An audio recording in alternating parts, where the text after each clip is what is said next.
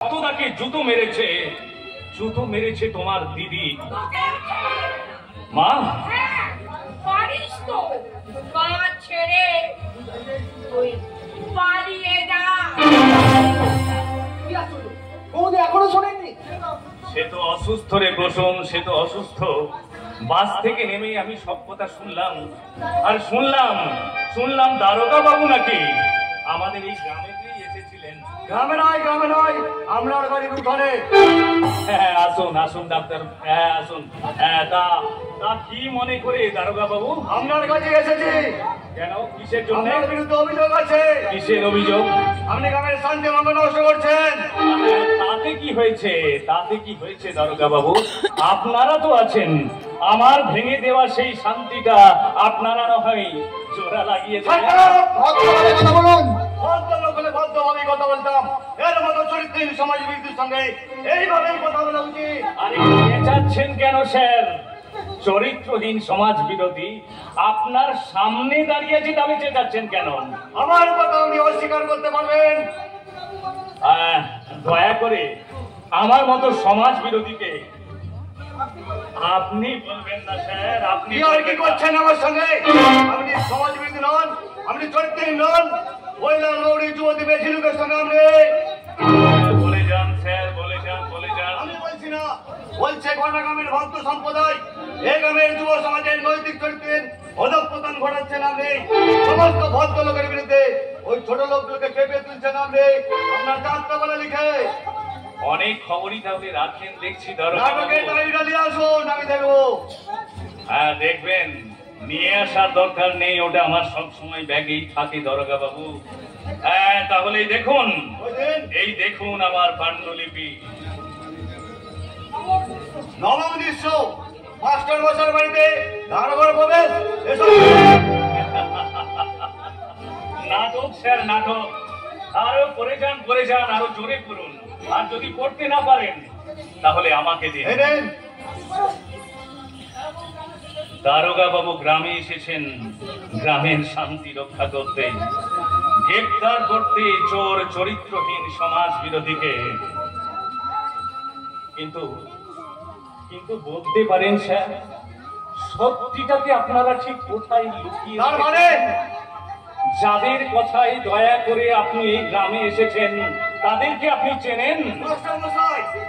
চিৎকার করে মিথ্যাকে লুকিয়ে রাখবেন না দারোগা বাবু। সরকারের প্রতিনিধি আপনি, জবাব দিন। মানুষের মনে কতটুকু শান্তি আপনারা ঠিক ফিরিয়ে দিতে পেরেছেন? শিক্ষা নেই, স্বাস্থ্য নেই, লজ্জা নিবারণের বস্ত্রটুকু পর্যন্ত নেই স্যার। নিত্য প্রয়োজনীয় জিনিসের দ্রব্য মূল্য আজ আকাশ সমান। হাজার মানুষ আজ বেকার। সেন্টিমেন্টাল কথা বলে সাধু সাজার চেষ্টা করবেন না, আপনাকে থানায় যেতে হবে। স্কুল কামাই করে হ্যাঁ, আমি তো থানায় যেতে পারবো না স্যার। স্কুলের আপনাকে যেতে হবে না মাস্টার মশাই। কেন? সে কথা আমি বলবো না, বলবে তারা যাদের বলার অধিকার আছে। মিস্টার সেন, এখনই যদি শুনতে চান তাহলে আপনার জেলা ওই পশু ব্যানার্জিকে জিজ্ঞেস করুন। মিষ্টি খবরটা এখনই জানতে পারবেন। হ্যাঁ কি ব্যাপারে প্রশ্ন? কি ব্যাপার, কি হয়েছে? আমাকে কেন স্কুলে যেতে হবে না? মাস্টার মশাই, হ্যাঁ স্কুল কমিটি আপনাকে ডিসচার্জ করেছে। মাস্টার মশাই ডিসচার্জ করেছে।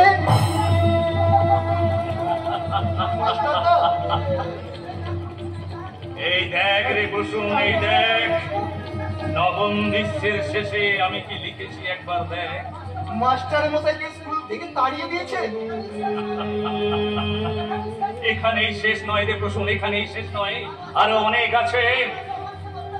অমানসিক অত্যাচার করে মাস্টার মশাইয়ের কাছ থেকে ওরা জমি নেবে, ঘর যাবে, আমার যতটুকু ভিটে আছে তা যাবে। আর রাতের অন্ধকারে এই মাস্টার মশাইয়ের স্ত্রীকে ওরা লুণ্ঠন করে নিয়ে যাবে। তবুও মাস্টার মশাই চলবে ওই পিছনের দিকে নয় রে প্রসন্ন, ওই সামনের দিকে। রক্তাক্ত সাদা পাতায় লেখা হবে এক রক্তাক্ত কবিতা। শোনরে মালিক, শোনরে মজুমদার, তোদের প্রাসাদে জমা হয়ে আছে মৃত মানুষের হার, হিসাব কি দিবি তার? প্রতিজ্ঞা। বিয়ারে আমার কিনেছিস তোরা, ভেঙেছিস ঘর বাড়ি, সে কথা কি জীবনে মরণে কখনো ভুলিতে পারি? আমি বিগত মানবিকতার আমি যদি কেউ হই, এই সদনার কথা শুনে চিতা আমি তুলব। আমরা হারব না, হারব না, তোমার মাটির একটি কোনাও ছাড়ব না। আমরা হারব না, হারব না, তোমার মাটির একটি কোনাও ছাড়ব না। আমরা আকাশ থেকে বজ্র হয়ে নামতে